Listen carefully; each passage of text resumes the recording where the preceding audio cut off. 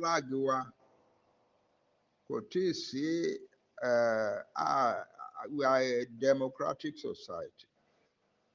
bó ṣe sọ yẹn gan lórí kálukú mú suggestion tí wọ́n wá àwa tá a jẹ́ leader yín èmi àti Sunday Igboho àti àwọn yòókù a lè sọ pé ẹgbẹ́ nu yín sọ̀hún rárá o ìbẹ̀rẹ̀ láwa yìí o from àárọ̀ lọ́jọ́ o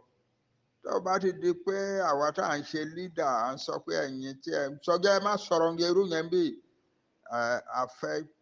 lay foundation fún dictatorship ní state wa ní country wa nìyẹn country wa ń bọ̀ there is no doubt about that nítorí náà àwọn kan gbé flag wá pé ẹ jẹ́ ká fi ṣe star ká wò bóyá yẹn bring a controversy ọ̀rọ̀ orí olókun to an end àwọn mìíràn sọ pé rárá star ò dáa ẹ jẹ́ ká fi ṣe adé orí adé àbí ìrùkẹ̀rẹ̀ àbí àkún nǹkan gbogbo wọ̀nyẹn ló máa jáde lẹ́sẹẹsẹ suggestion ní gbogbo ẹ̀ kò sí country tó jẹ́ pé àwọn kan ló kàn máa jókòó tán máa dictate pé báyìí là ń lọ no a máa set up committee a dẹ̀ ti ń set up committee tó máa jókòó tó máa decide kíní one national anthem wa two flag wa three coat of arms wa gbogbo nǹkan wọ̀nyẹn la need láti decide carefully bó ṣe jẹ́ nìyẹn suggestion ní gbogbo ìwọ̀nyí tó ṣì ń wá ẹ jẹ́ kí oní suggestion máa gbé suggestion ẹ̀ jáde ẹ má máa jẹ́ ká sọ pé eléyìí tán ti gbé jáde yẹn nìkan tán ti yẹn ò dípò nǹkan kan o pé èèyàn kan suggest pé ká lo star kò dípò kò sọ pé òun ti wáṣẹ that is the end ó ti dípò kò dípò nothing suggestion náà ni àwọn tí ó ń ṣe ẹ sọ orí adé ká fi adé ọba wa ká fi sí dáadáa ni wọ́n sọ àwọn tí wọ́n sọ pé ká fi ìrùkẹ̀rẹ̀ sí dáadáa náà ni wọ́n sọ àwọn tí wọ́n sọ pé ká fi àkún ọ̀gbàlàjà àkún ká fi sí dáadáa náà ni wọ́n sọ tó bá yá àmọ́ máa rí mọ́ àmọ́ bó ṣe jẹ́ nìyẹn àti ìdébi tá a ti máa jókòó yan flag wa o àwọn èèyàn kan ló máa bá yàn kó tó di pé a declare country wa gbàtàn bá dẹ̀ yàn tán àwọn àgbẹ̀ jáde gbogbo wa àádẹ́ yọmọ àgbà yọmọ finally mo rò pé kò ní dáa kí n má sọ̀rọ̀ nípa orí olókun torí àwọn nǹkan tí ọ̀pọ̀lọpọ̀ ń sọ nípa orí olókun kò kì í ṣòótọ́ o wọ́n ní orí òrìṣà ni ńgbà kan wà láyé àtijọ́ in the 10th century 11th century 12th century tó jẹ́ pé àwọn bàbá wa kan tó ń ṣe alágbẹ̀dẹ bàbà alágbẹ̀dẹ òjé alágbẹ̀dẹ oríṣiríṣi tán bẹ̀ sí wá fi dá ọ̀nà oríṣiríṣi ara wọn ló bẹ̀rẹ̀ ní Ifẹ̀ and later in Ọ̀wọ̀ later ní Ìjẹ̀bú Òde náà láti wá máa create beautiful structures pẹ̀lú bronze àti brass ibẹ̀ ni ní orí tá à ń pè ní orí olókun yìí àwọn orí olókun kọ́ làwọn ń build o náà fi ọ̀nà wọn ṣe orí olókun kọ́ orí èèyàn orí ọ̀ọ̀ni wọ́n á yà ó kì í ṣe ọ̀ọ̀ni kan pàtàkì kan kì í ṣe one particular one wọ́n á yà wọ́n á gbé adé ọ̀ọ̀ni lé lórí nǹkan tẹ́ ẹ̀ ń wò lórí olókun táwọn kan wá sọ pé òrìṣà ni kì í ṣe òrìṣà rárá o bẹ́ẹ̀ adé ọ̀ọ̀ni ṣe rí níbẹ̀rẹ̀ ayé nìyẹn nígbà tí nǹkan tí wọ́n gbé jáde nìyẹn kí ló dé tá a fi wá ń pè lórí olókun lónìí ẹnu ìgbà tiwa ló bẹ̀ sí jẹ́ orí olókun kò kí ń jẹ́ orí olókun látọ̀dọ̀ àwọn tó ṣe wà o ní 1910 ọkùnrin kan German Frobenius anthropologist ni ó visit Yorùbá land ó visit ilẹ̀ wa ó lọ sí Ifẹ̀ ó wá rí àwọn ṣé ẹ̀yin ará ìlú yìí náà lẹ ṣe gbogbo artwork tó dáa tó lè eléyìí bẹ́tà ju ọ̀pọ̀lọpọ̀ nǹkan táwọn èèyàn wa ń ṣe ní Europe tá à ń yọ̀ mọ́ so ó wá ní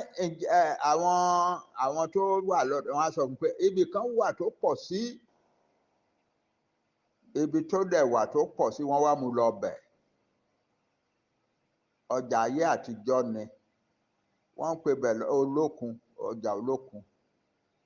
that is all it's an ancient marketplace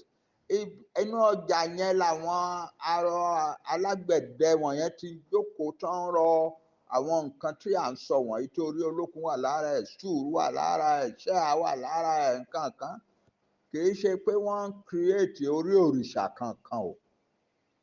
orí ènìyàn tó jẹ́ aládé bí àwọn ọba Ifẹ̀ ṣe ń dress láyé àtijọ́ bí Ọọ̀ni Ifẹ̀ ṣe ń dress bó ṣe ń wọ adé láyé àtijọ́ òun lélẹ́yìí tán gbé síbẹ̀ yẹn Frobenius wọ́n wá mú lọ síbi ọjà Olókun yẹn ó wá débẹ̀ wọ́n wá sọ fún pé ibí gan àdúgbò nínú ọjà yìí làwọn alágbẹ̀dẹ arọ òjé arọ idẹ arọ bàbà arọ bí iná fi ṣàtìpó nígbà tí wọ́n dẹ̀ máa scratch ilẹ̀ díẹ̀ ńbẹ̀ ọjà yẹn ti wó ti parẹ́ ní 19th century nígbà ogun nígbà tó dẹ̀ wá halẹ̀ díẹ̀ ńbẹ̀ wọ́n wá rí ọ̀pọ̀lọpọ̀ náà àwọn orí wọ̀nyẹn àti nǹkan mìíràn gbogbo àti bra àti yẹyẹ stool àti chair àtorí àti gbogbo eléyìí tó wù ú dùn bẹ́ẹ̀ ó wá gbé dání ó mú díẹ̀ lọ kì í ṣe ẹyọ kan ló mú lọ ó mú púpọ̀ lọ òun ló wá délé ìlú ẹ̀ lọ́hùn tó wá ń pè ní orí Olókun orí tí òun gbé jáde ní ọjà Olókun kì í ṣe orí Olókun kì í ṣe orí òrìṣà Olókun o orí tí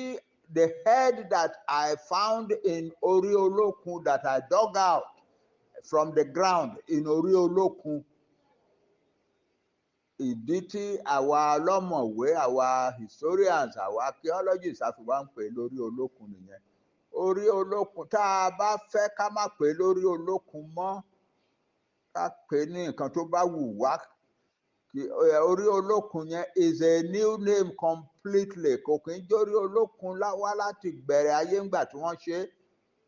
orí ṣáá ni tí àwọn artist wa create táwọn artist wa fọwọ́ wọn rọ nítorí náà kò tó nǹkan tá à ń jà sí tá a bá fẹ́ tó bá jẹ́ because it's one of the greatest achievements of the Yoruba people that nígbà tí wọ́n yẹn àwọn bàbá wa kan wà tán lè create nǹkan tó dáa tó lè àwọn kan ti compare wọ́n ti fi wé àwọn European artists sample in a period of the Renaissance some sọ pé that's the greatest period of art in the world ó wá ń yà wọ́n lẹ́nu báyìí wípé so wọ́n rí àwọn aláwọ̀ dúdú tó create artwork tó dáa tẹ́lẹ̀ yìí nígbà wọ̀nyẹn láyé àtijọ́ wọ̀nyẹn tá àwa ṣe ń pariwo pé àwa ni the best in the world àwọn Yorùbá òkè àwọn Yorùbá ni the best in the world o. So it's a wonderful ìní tó ṣe pàtàkì fún àwa Yorùbá ní kíní tá a wá ń pè lórí Olókun àwọn tó ṣe òpè lórí Olókun 1910 náà làwa bẹ̀ sí pé lórí Olókun torí pé Frobenius ní orí tóun rí gbé nílẹ̀ ní ọjà Olókun ní Ifẹ̀ that's all bó ṣe jẹ́ nìyẹn o ẹ ṣé o ó dàbọ̀ bọ̀dọ̀ àwọn tó ń ṣe suggest pé ká adé ni ká gbé sí ìrùkẹ̀rẹ̀ ni ká gbé sí star ni ká gbé sí wọ́n ní àwọn rò pé star wa ni star Africa àwa ni star wa ni ìmọ́lẹ̀ Africa pé ká gbé sí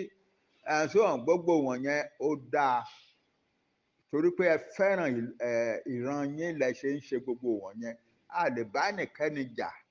eléyìí kì í ṣọ̀rọ̀ religion, kì í ṣọ̀rọ̀ pé Christianity, Muslim, Islam kankan. No, even ìṣẹ̀ṣe. No. What kind of artistic thing belonging to the Yoruba people la máa gbé sí flag wa tó máa yẹ wá, that's all. Bó bá yá àní máa pè lórí Olókun mọ́. Àwọn orúkọ mìíràn fún, because kì í ṣe orí Olókun làwọn tó create ẹ fi create. Wọ́n create orí òrìṣà, wọ́n create orí ọmọ ènìyàn. Ọba Ifẹ̀, wọ́n fi imitate ọba Ifẹ̀ ni, kì í ṣe pé wọ́n create orí òrìṣà kankan. Àwọn tó create in the 12th century, 11th century, 10th century, ó pọ̀ káàkiri ayé táwọn òyìnbó ti kó lọ, gbogbo ẹ̀ lágbára Ọlọ́run la máa kó padà wá. Ẹ ṣé o, ó ṣé ọmọ mi ò mẹ́yọ̀, ó dàbọ̀.